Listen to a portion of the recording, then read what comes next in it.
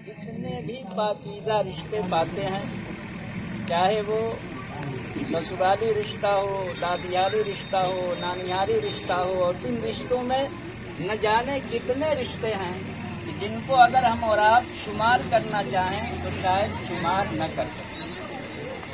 अगर हम और आप गौर करेंगे तो इसकी बुनियाद में निकाह का वो अमल है कि जिस अमल को अल्लाह रब्बुल आलमीन ने इंसानियत के लिए एक बहुत बड़ी नेमत करार दिया।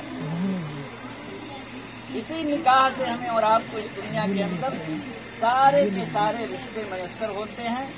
चुनांचे एक बच्चा जब आँख खोलता है तो उसको कोई बाप की शक्ल में, कोई माँ की शक्ल में, कोई बहन की शक्ल में, कोई भाई की शक्ल में, कोई दादा की शक्ल में, कोई दादी की शक्ल में, कोई नाना की शक्ल में, कोई नानी की शक्ल में, न जाने कितने रिश्ते हैं जिनकी मोहब्बतों के साथ वो बच्चा परवान चढ़ता है और आगे चल करके वो समाज और मुआशरे के लिए काबिल फख्र बनता है।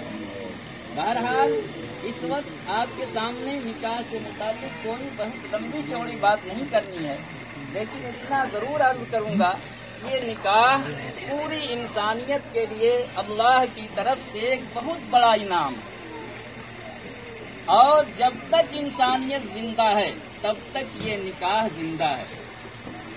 ये निकाह अगर खत्म होगा तो फिर इंसानियत नहीं रहेगी बल्कि हैवानियत और जानवरपना आ जाएगा। इसलिए इसकी हर मजहब के अंदर एक अहमियत है, हर धर्म के अंदर उसका एक तरीका है। हम सब मजहब इस्लाम के मानने वाले हैं। इसके अंदर सबसे आसान तरीका बताया गया, इससे आसान तरीका शायद किसी धर्म और मजहब के अंदर न हो कि रिश्ता जब तय हो जाए, चंद लोग बैठ जाएं और उनकी मौजूदगी के अंदर दो बोल होते हैं, एक ईजाब और दूसरे कबूल।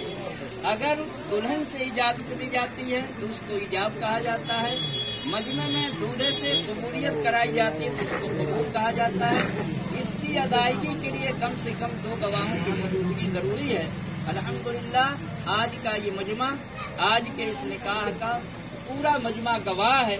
हमारे और आपके दरमियान जो निकाह होने जा रहा है, बड़ी खुशी और मुसर्रत के साथ मैं आपके सामने ये ऐलान करने जा रहा हूँ कि हमारे और आपके बीच में तख्त पर बहैसियत नौशा जो तशरीफ फरमा है, उनको अल्लाह ने हिफ्ज़ कुरान की भी दौलत अता फरमाई है और आलिम दीन भी हैं, जनाब मौलाना मोहम्मद जाहिद साहब, जो हाजी मोहम्मद हदीस अंसारी साहब, इनके साहबजादे हैं, जो हमारे और आपके बीच में बहैसियत दूल्हा या बहैसियत नौशा तशरीफ फरमा है, जो खैरी कुशीनगर के रहने वाले हैं।